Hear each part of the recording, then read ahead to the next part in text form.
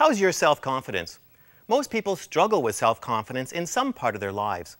Even the most confident person you know has some area where they feel weak, incompetent, insecure, self-conscious, and afraid. We all go to great lengths to avoid the situations that touch those sensitive areas. We don't want to be reminded of our weaknesses. What determines the level of our self-confidence? It's based on how people have treated us throughout our lives and what we believe about ourselves. If you were raised by confident, affirming people who cheered you on in every situation, you would likely be a more confident person. You would then see yourself as capable, competent, appreciated, and able to conquer new challenges. If you were criticized, mocked, bullied, and shamed, then you would likely struggle with self-confidence. You would believe lies about yourself that you were dumb, stupid, ugly, and worthless. The more lies you believe about yourself, the lower your confidence would be.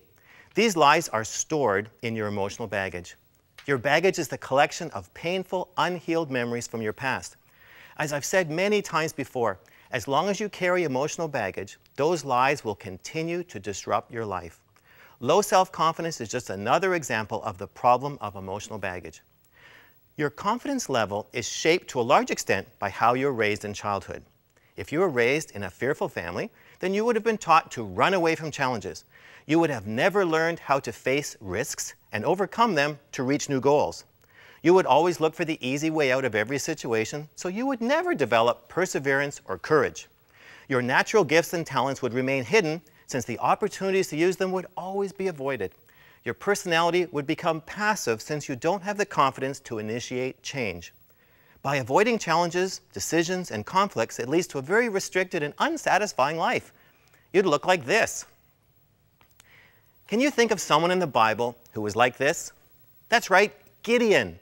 Gideon saw himself as weak and helpless. He felt he was the weakest member of the weakest tribe in a defeated nation that was occupied by a foreign oppressive army. He lived and worked in hiding, so he would stay out of trouble. That sounds like low self-confidence to me, but that's not how God saw him. Listen to what the angel said to Gideon in Judges 6 and 12. When the angel of the Lord appeared to Gideon, he said, "The Lord is with you, mighty warrior." Gideon must have thought the angel was at the wrong house, or it was a sarcastic joke. How could an angel describe him like that when he was obviously so weak?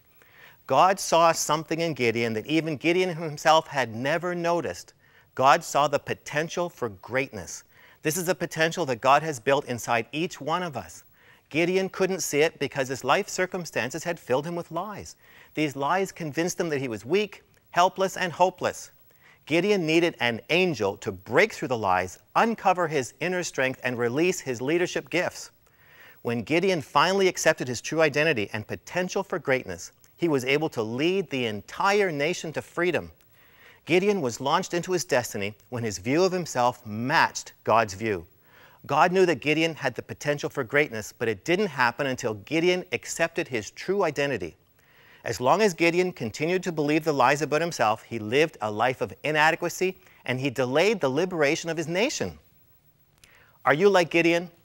Are you still bound by lies that reinforce your weakness and inadequacy? Have those lies robbed your self-confidence? God now wants you to break free of those lies and begin to see yourself the way He sees you. God wants you to discover your potential for greatness and your true identity. It's already in you, just waiting to be released.